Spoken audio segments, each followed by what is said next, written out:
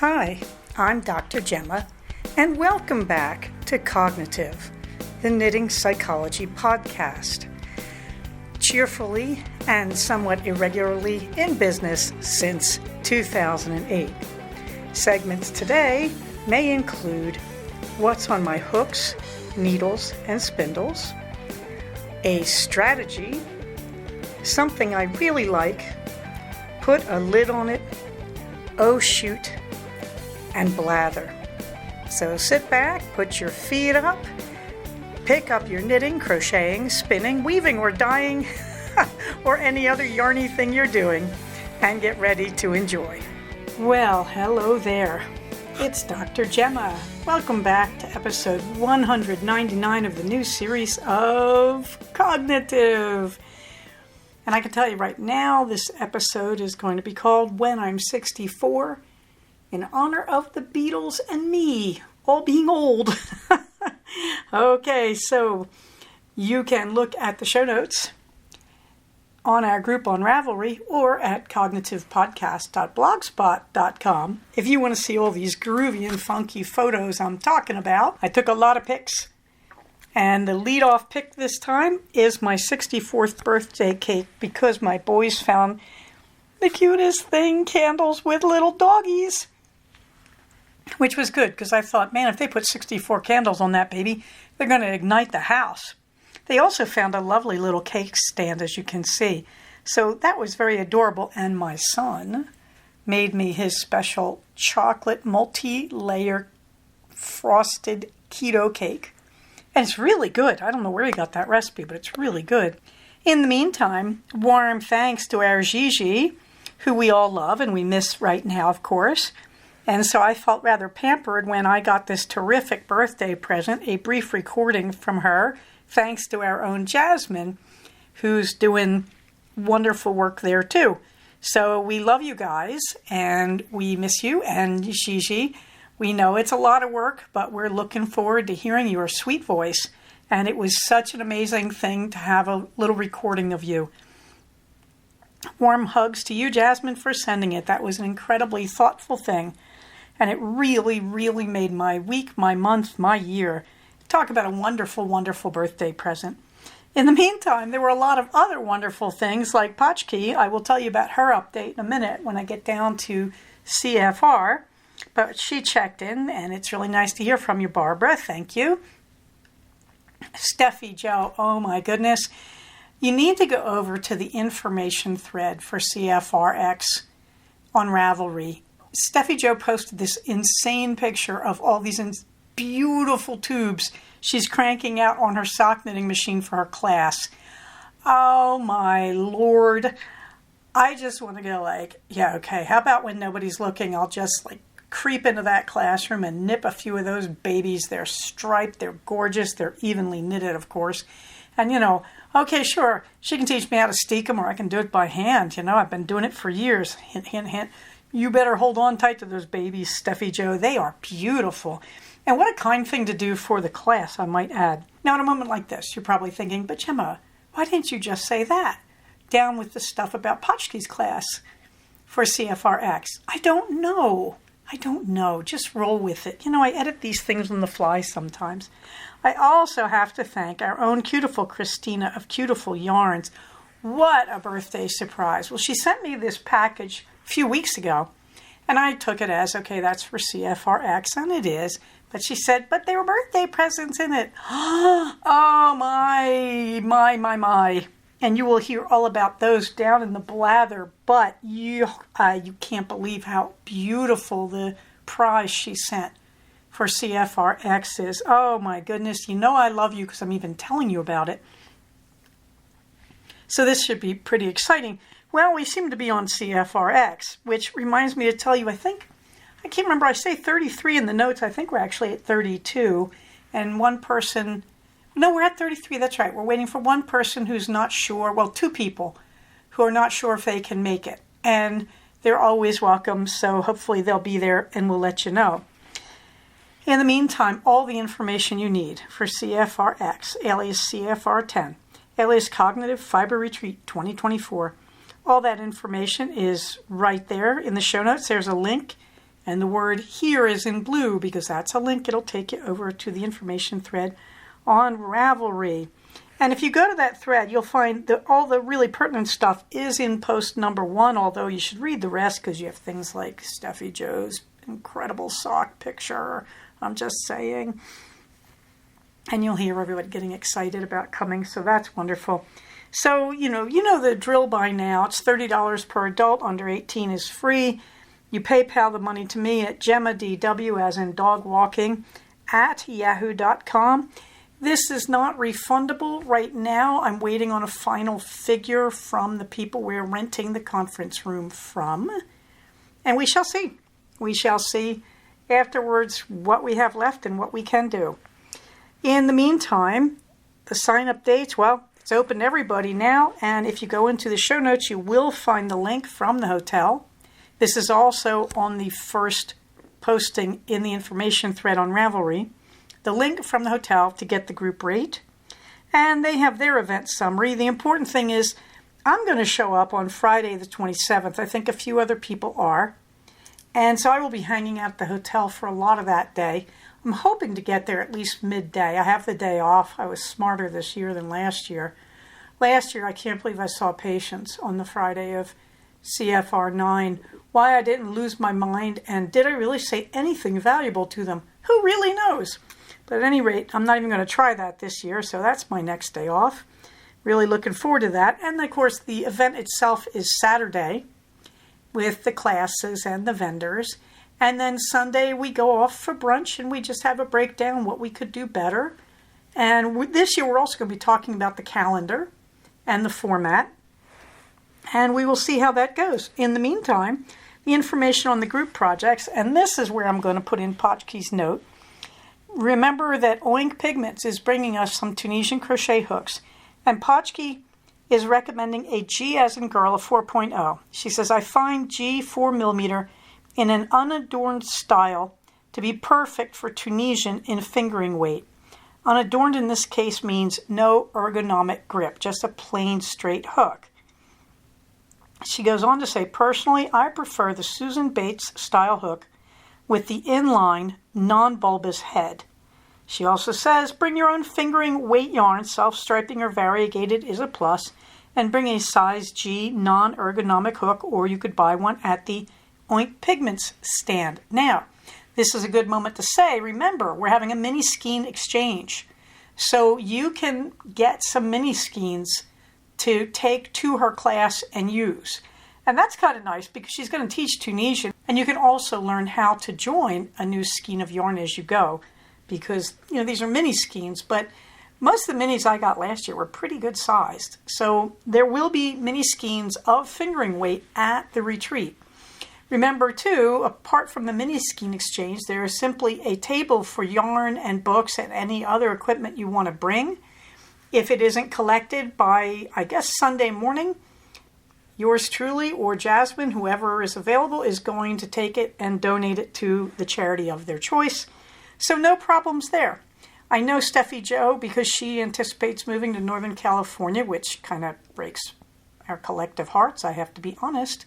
But anyway, Steffi Joe says she's bringing lots of yarn that she doesn't want to take with her, including acrylics, which leads me to say, speaking of group projects, remember Ariane's teaching the bag class, and that's just 4 simple granny squares, and that's a great group project. With the mini skeins, you can work on the Abbas sock yarn cowl, and that link is in the show notes. And there is also there should be a link, but I haven't put it in yet, to Ariane's crossbody bag pattern. She's giving us that for free. She will give us the code. So I don't really feel great about putting that in the show notes. But anyway, I will think about that and go back, hopefully and correct. Meanwhile, if you want to learn how to wooble, I'll be there. And again, that's a size 4.0 a G hook with size 4 yarn. So that's as easy as can be. There are free patterns available for the woobles from the Woobles people, the basic penguin or the basic chick. And yours truly will be on hand. I just did a count today. It seems like I have done 49 woobles, give or take a few. And I did the Wednesday Addams, which was no laughing matter, but that was from a different company. So anyway, we have all these projects you can work on if you want to make yourself a mini souvenir from the retreat. And in the show notes, you will find a hook conversion chart because I keep resorting to the old American habit of referring to the hooks by letters of the alphabet, not by millimeters, which is a much more sensible way to do it, I must admit. So I don't know, y'all still following along here? Every time I listen to these when I edit them, I hear mistakes. I hear words that I got wrong. I hear all sorts of terms. Oh, really, I'm impressed anybody listens. Thank you. I've always said I will record these as long as I just enjoy recording. I'm not as audience dependent as I could be. So I really appreciate it because, yeah, it's not like I'm really bending over backwards to cater to you guys either. Why am I confessing all my secrets? Because I'm 64. Oh no, I've become garrulous. What do you mean become? Meanwhile, what's on my hooks and needles, she said, going back from her lengthy asides here. Well, I finished a bunch of things this week and not what I wanted to. You may remember I had hopes to finish my knitted vest from Vestuary and perhaps the crocheted sweater. And I didn't. The lakeside cardigan, I think that is. I didn't. I didn't because it's 1,000,000 degrees here. We got a heat wave early in the week. And I was not picking up heavy things to knit. So I did work on a bunch of woobles, and I worked on the still board socks, which are really my Franken socks for 2024, I guess. So let me talk about that. What did I finish? Well, I decided for Return to Hogwarts Day, which is always September 1st. You know, when the Hogwarts Express takes them back to Hogwarts. I thought I should probably dig in and do that Harry Potter kit that I bought months ago from the Woobles. So I did it, and it was a lot of fun. It's very reminiscent of doing the dragon kit that I did a while back. That is, there's nothing hard about it, but it's very time-consuming because there's a lot of little bits and pieces. So I do recommend them. They say he's a beginner kit. You'd have to be a pretty confident beginner for some of the stuff, but okay, it is easier than a lot of their kits. I mean, the whole thing is you do the egg-shaped body, and it gets a little, pardon the expression, hairy because of the hair. You have to do a wig. I tend to think the hair wigs are really in the intermediate range. Now, they're easy enough to do, but you must follow the directions literally as written. No variation to get it to work. I'm okay with that because I had Sister Lucine in 9th grade for introductory physical sciences, and she scared us to death, but she also taught us great lab technique, which means I'm really good at following instructions. Thank you, sister. But for those of you who aren't, that's the challenge in this particular pattern. Then you go on and you do ears and you do arms and you do a wand, and then you do his glasses, which if you know how to do a smile on a wooble, the glasses are all made up of smiles, believe it or not. So it's not as hard as it looks. And then you do the scarf, and the scarf is another easy one. There's a bit of a cheat there. And then you sew it all on. So Harry was a lot of fun, and he came out looking great. Even his little scar, when you do the lightning scar, you got to pay attention because it doesn't seem to make sense when you're doing it. It's only 3 stitches. How hard can it be, you know? So meanwhile, I'm doing a Halloween crochet along with my Reddit group. And so we are doing anything we want to do out of the Halloween woobles. So I did Steve the Frankenstein monster because I really was intimidated by Steve. Now, Steve doesn't have a smile. He's got a straight line mouth and 1 fang. I couldn't leave it that way. He's a Halloween monster. He's having fun. So I gave him a smile and 2 fangs because everybody should have 2 fangs. So there's Steve looking happy with my special Harry Potter hook next to him. Then I decided it was time to get rid of the leftovers because I have a bag from my first Woobles kit, Felix the Fox, where I dump all the leftovers from my kits, and I have a ton of them. So far, I made Stu the Goose from them, and I made a penguin, Penelope, in a colorful ski sweater and beanie from them, and now I made Barbie, but I didn't have pink for her gown, so I made evening gown Barbie. I did give her pink lips so that she has lipstick on and a little pink hairband. But evening gown Barbie, I faked her gown, and I must say I really quite like her. If you're going to do the Barbie and Ken Woobles, those hair caps, as they're called, that's another exercise in follow the pattern exactly as written and you might go to a bigger hook. The cap came out a little small. I had no problems. I just stretched like crazy and pinned that baby down, and she worked out just fine, as you can see from the picture. But I would tell you, if you do that one, if you do Barbie, do that hair cap, or if you do Ken, don't do it with a G hook. Go up to an H or an I. Give yourself a little more space there. Yeah, you might have a few bald patches. What do you want me to say? So that's what I finished this week. In the stash toss, I'm actually at 26 in because I received the most beautiful skein from my friend, Beautiful Christina, and I am happy to add that to the count. So it's 26 in now versus 49 out. I took one out for using up all those scraps on Evening Gown Barbie and for the Harry Potter kit. So that's all good. And you can see on the Stillboard sock number 1. Now usually when I do these stripy socks, I do the stripes on both socks on obviously different needles. And then I go back and do the feet. But this time I decided just to soldier through the foot on the first sock and then go back to the stripes. And I'm glad I did. The yarn I'm using for the feet is Premier Yarn, sock weight, in a color called Violets or Violas.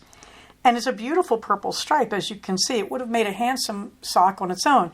But it's really doing yeoman's duty here, because when I do these stripy socks, those mini skeins, they're not always made of the hardest wearing yarn. So I always use a hard wearing yarn to do the feet of my stripy socks. Getting a hard wearing yarn that stripes, bonus points. So there you can see the first sock. I've woven in most of the ends from the stripes. I still have a few right where I have my waist yarn. So there you are. That would be a candidate for Steffi Jo's class, I believe. The lakeside cardigan in the vestiary, no, just too bloody hot to sit with a pile of yarn in my lap this week. It makes me sad. I really want to finish vestiary. I'm hoping to wear it at the end of September, but it probably won't be cool enough if things stay the way they are. But we shall see, because we are 3 weeks out. Woo! So, of course, the other problem I had with this heat wave is my face and nose dried out. So I've been getting nosebleeds from the extreme dryness, if you can believe that. So I'm not doing any spinning either, because I don't want little fibers flying around, which is sad. I really miss spinning. I really want to get back to my wheels. But this leads us to a strategy. I saw this go by on the internet, and this is Before You Speak, Think. And it's an acronym for the content of your speech. Now, it's a little bit hokey, like the I part, but here's what it stands for, THINK. Think before you speak. Think, is it true? T, is it helpful? Is it inspiring? Is it necessary? Is it kind? I think the inspiring is kind of pushing a little, but still, I'd be happy if people just thought about, is it true, helpful, necessary, or kind? I think that would pretty much take care of inspiring, but I'm just going to say, I love this acronym. I love it especially because here we are in a political contest that suddenly heated up with fresh and unexpected blood on the Democrat Party side. And all I'm going to tell you is, just right there, listen to the two candidates. Are they telling you the truth? Are they saying things that will help you? What does helpfulness mean? It means instilling positive feelings and hope, and also helpful, is there a clear plan of action as opposed to just vengeance or anger? Is it inspiring? I mean, inspiring, I don't mean inspiring you to hate people or inspiring you to think at last there will be revenge or whatever you're thinking. I mean, is it inspiring? Does it make you a better person to think about these things? Does it make you feel more spiritual, more aligned with your higher values? Is it necessary? Do we really want to be in mudslinging, or do we want to talk about the policies in our country to restore the middle class? I'm just saying. And is it kind? Should we just keep attacking people, or should we build people up and talk about what both parties could bring to the table if they so chose? So, it's a great moment in our history to just use a simple mnemonic here that I'm sure this poster that I'm using as an image was for a kid's classroom. But before you speak, think. And I'm going to tell you too, my mouth has always been my greatest asset and my worst enemy, because my family has the gift of speech. My father was a brilliant extempore speaker. I spent a lot of my 20s learning how to speak in public, learning how to present my own original research and how to do it, and how to speak off the cuff in a coherent and intelligent way. And I have to say, every time I did not obey this rule, this set of rules, I have lived to regret it. Before you speak, think. Is it true, helpful, inspiring, necessary, or kind? And that really brings up the topic of constructive criticism.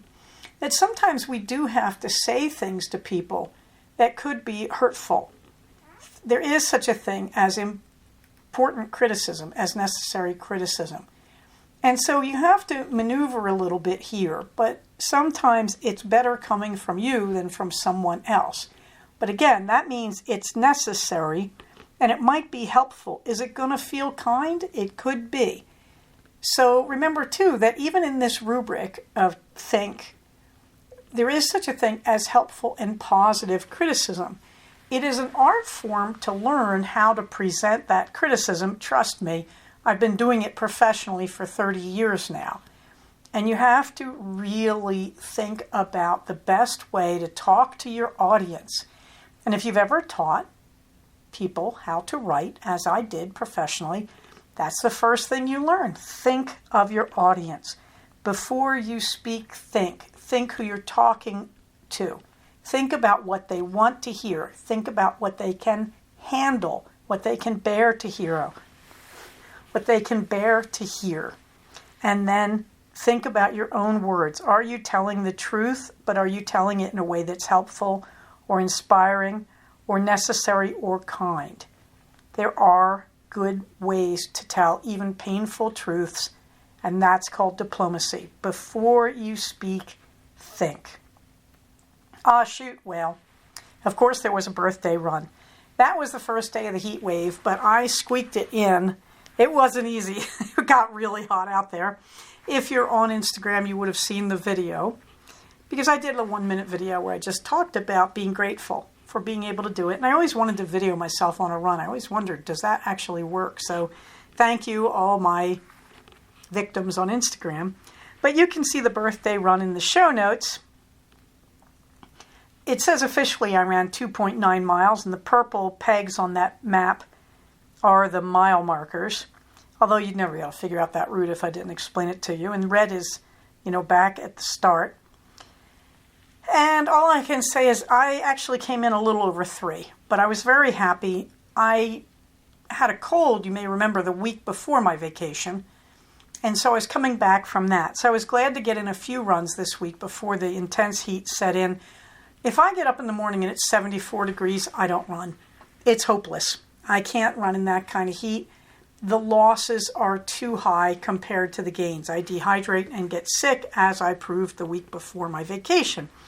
So yes, there was my last run on September 4th, and you can see me in my captain's chair, and I've got my hiking sticks sitting there in a black bag between my knees, and you can see my running visor behind that, and I'm sitting there with my earphones around my neck, chugging away on the cold water and taking a picture of myself. And that's what it looks like when you're a 64-year-old runner. I don't know, in the background in my head, When I'm 64 by the Beatles is now playing. It felt great. I am just grateful. I am extremely grateful. At this point, whether or not you can exercise that hard, it's a turkey shoot. Who the heck knows if you're going to make it to 64 and still have this gift. I'm grateful that I have it, which leads me to say that in 2 weeks I have the Be the Light run with my son. We're very happy because I got some light up scrunchies and he got a rechargeable light up baseball cap to wear because it ends in the dark under these colored arches. So that should be pretty cool. I hope I can take pictures. And then, of course, on the 28th, we have Cognitive CFR.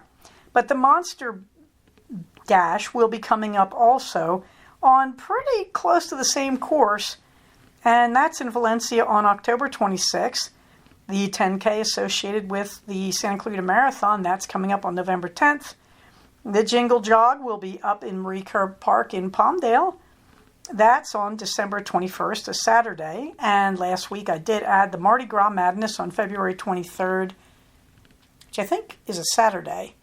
It could be a Sunday. And, of course, the Sugar Daddy Race, which will be Father's Day weekend. I'm doing it as a 5K. I'm doing all these as 5s except for the 10 associated with the marathon. I have no idea why I signed up for the 10. Probably to avoid the crowd, because that gets to be a pretty crowded 5K.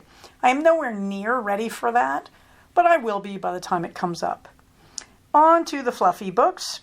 I'm still in the middle of Flavia Albia, Desperate Undertaking. This is a mystery set in, I think, 3rd century? No, 2nd century Rome? 2nd century by the Christian reckoning, not BC. And it's very, very interesting, although I'm waiting for the twist at the end. It can't be as straightforward as it seems. Still waiting for the newest Verity Lark to come out. I did finally finish listening to An Ornithologist's Field Guide to Love, and it does not disappoint. The last chapter is beautiful. Something I really like. Well, now this is where it gets weird. It's my new Power Scrubber. The link is in the show notes. So is a picture of the Power Scrubber and its 2 extension handles and all its amazing scrubbing heads and its charger cord. And you think, seriously, Gemma? Yes. This thing is amazing. So, Gemma, what did you do on your week off? Well, this arrived on the first day of my week off, and I basically played with it all week, which meant I cleaned the refrigerator and the fridge door inside and out, and the freezer, and a bathtub, and one of the really stained toilet bowls, and one of the really stained counters in a bathroom, and I did so much. I got back in the litter box. I just had a party. I did one shelf of our big pantry every day, and that's amazing. And the really interesting thing, too, my husband got into playing with the Power Scrubber, so he worked on the bathtub that is stained, and he worked on some door sills that have fingerprints all over them. This thing is amazing. It's exactly what it tells you it is. Now, I'd had this on my wish list forever, but I also follow a guy called Kishan, and I think it's capital K-Y apostrophe S-H-A-W-N. I follow him on Instagram. He's a young man, and he does this wonderful series on basic house cleaning. And so he pulled out one of these things to use on the tank of the toilet, the inside of the tank. And yes, on our dirtiest and most stained tank, I used it, and it was amazing. I used his technique with vinegar, and I scrubbed it down with the scrubber, and it came out fabulous. It's not perfect, but it sure is a lot cleaner than it was, and it means the toilet bowl stops taking stains from the tank water. So that's amazing. And when I saw my buddy Kishan using it, I said, okay, I feel justified. I think it was about $40, and it seems to be money very well spent. It made cleaning the stains on the refrigerator floor so easy. I could not believe it. I am raving because it was really that good. So I highly recommend the Power Scrubber. For those of us who are getting on a little bit in years, it saved me a lot of effort. It made a big difference. Also, I continue to carry the image of the voter protection hotlines for the different states. You might need it. Keep it with you when you get to vote. Put a lid on it. Well, here it comes. We've been slowly slipping down that precipice into the birthday party celebration, haven't we? Oh, yes, we have. We went from CFRX down towards the birthday. And there's the first picture apart from that cake that leads off the notes. And it is a slice of the cake with whipped cream with fresh blackberries in it. My husband had that inspiration. He whipped the cream stiff and then he added the blackberries. Ooh la la. First of all, fresh blackberries. What do I need to say? But whipped into cream, ooh la la. So, that's my recommendation. You can also see the homemade iced tea, my son's keto chocolate cake. And, of course, this is going to lead us into the blather. And that's going to be about my week off, but heavy emphasis on my 64th birthday party. We sat at the table. We gorged ourselves on the cake. We actually ate out that day. We went back to Baby Tuna, a place down in Santa Clarita, and had some good sushi type things. I believe I had a poke bowl with greens, and it was so delicious. Then we came home, and we pulled out the cake. And you can see the cake with the whipped cream, and the cake with some heavy cream unwhipped on it. And of course, as we sat there talking, my husband lost control of himself and started shooting the poppers at my son. And the next thing you knew, violence had erupted. We went berserk with the silly string. I said to my husband, can't you do this outside? It's going to be all over the walls. He said, no, I got special string that isn't as sticky. Yeah, I'm finding bits of it all over the dining room, and I don't care because you can see we had a glorious time. I just got pasted. I got it in the eyes at least 3 times. I blink with amazing reflexes. I didn't get stung. My son ended up swallowing some of it. Fortunately, it's non-toxic. But you can see we all got hit. My husband is sitting there among the wasteland of the popper, the little gold circles on the floor, and the silly string. He doesn't have as much on his head. I tried hard, but I didn't get him as well as I would have liked to. And in the meantime, as you go down the page, you will see a sticker that is an image from the Woobles. It says, Happy Birthday. I wrote to them on my birthday, and they came out with some new merchandise. And this time, instead of being Wooble stuff, it was clothing and bags. And it was for, the usual high price. But they had a baseball cap, and it had little embroidered Woobles on it without the word, the Woobles on the front. And I really liked it, and I thought, happy birthday to me. So for my birthday, I gave myself my hiking sticks after that epic haul around Vasquez Canyon Rocks, and this hat. So I feel very outfitted for the winter hiking. So I wrote to them when I ordered the hat on my birthday, and I said, hey, it's my 64th birthday. Thank you for dropping this merchandise on this day. And they sent me back a little happy birthday graphic, which I've included in the show notes. And then Cutiful Christina said, how did you like your birthday presents? And I said, whoa, baby. And I went back and I tore that beautiful package from Australia open. I would have used my teeth, my fingernails, my claws. I would have used my knees to tear it open if I'd had to. And inside I found the most beautiful skein of yarns. It's actually 4 skeins in graduated blues and blue-greens. Oh, Lord, they're so Gemma colors. Oh, Lord. And I'm looking at them thinking, do I break them in half and use them for socks? Do I use them for a shawl?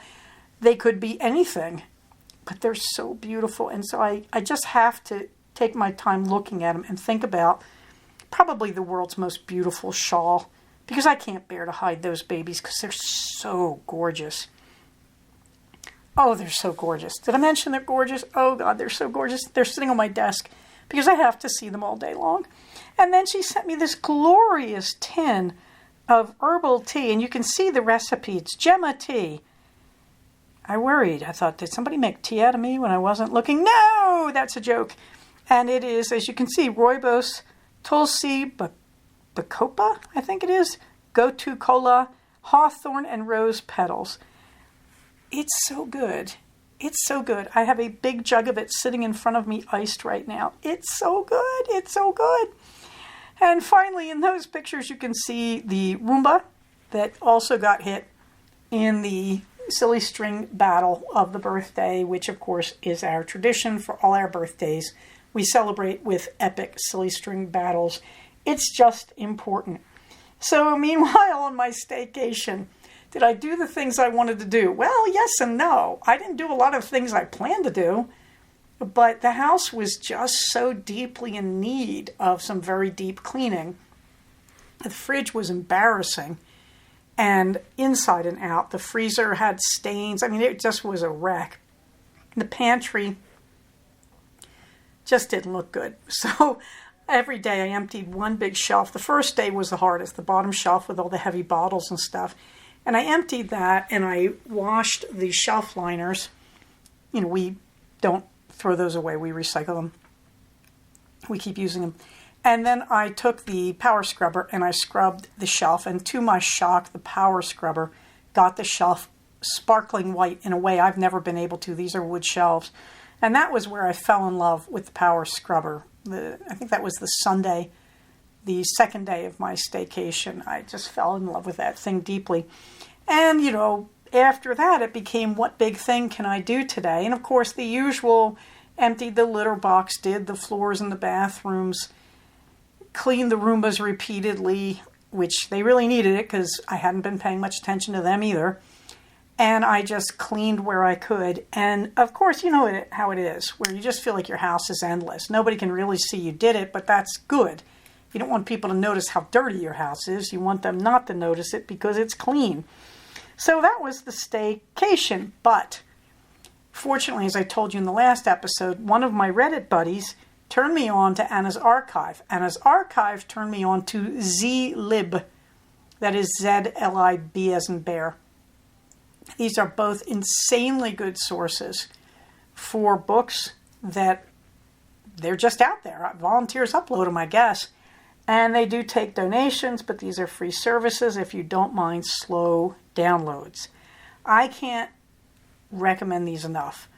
I spent the first 2 days of my staycation, really 2.5, that weekend and then part of Monday, just downloading everything. Georgette Heyer novels, old knitting and crocheting books that I thought were out of print that I really miss, but I don't want to buy new copies at exorbitant prices from various people selling them on, eBay. I had such a great time. And in the meantime, I did do a little tiny bit of my actual work, not the work I wanted to, but hey, I have a week off at Christmas. I keep telling myself that. 4 days at Thanksgiving, I keep telling myself that. So I will catch up all the work, but I got an amazing amount of stuff done, and I'm very, very pleased with myself about that. As I record this, I'm in the last hours of my staycation. Tomorrow I have work, but it's been wonderful. Meanwhile, community resources, you know them, the links to all the things that I've told you about, patterns and libraries. I should actually put Anna's Archive in there, I suspect. And tools and things I've bought and that sort of thing. All the links are there. There's also a link to my own Linktree, which will take you to many of those as well. On the calendar, you can see the events that go on in the Santa Clarita Valley. And I'm not going to go into those because I don't think many of you are in the Santa Clarita Valley. But that's my local stuff. I do recommend you start, if you don't have one, a free craft exchange in your own neighborhood. We are lucky enough to have one up here in the SCV. And we just show up in a church parking lot or a park, and we just trade stuff to each other for free. In the meantime, on my personal calendar, well, the Be the Light is coming up, as I've said, on the 21st, and then CFR 10. CFR 10 will be at the Courtyard by Marriott in Valencia on September 28th, and there is the link to all the information. The Monster Dash, another 5K, October 26th. The Santa Clarita Marathon 10K, November 10th. November 28th through December 1st, I have off for Thanksgiving. Hooray! And Romeo, I have the week starting December 21st, and we'll see if I manage to stretch it out to New Year's. We'll see. Minerva gets the last word. Minerva would like to remind you to vote as if your country depends on it, because it does. Please read up on the minor initiatives. Read up on your local people running. Find out what's really going on out there. And, well, I just love all the memes about the cat ladies, because I was one until I became happily married. And Minerva and I agree. Minerva, of course, will never have children, and she's real happy about that. So am I, in fact. And Minerva is puzzled why this means she has no investment in the future. Because Minerva does many useful things here that protect us in the farm, including getting rid of vermin and comforting me. And why that should suddenly be dismissed as worthless because she didn't have children, well, we just don't understand that. That would be as if to say that women who teach, women who guide, women who mentor, women who care for older family members, women who work, women at law, women who are politicians, women who are doctors, like they don't matter, like we don't matter. That's sick, guys. I mean, that's not just silly, that's pathological. That's antisocial.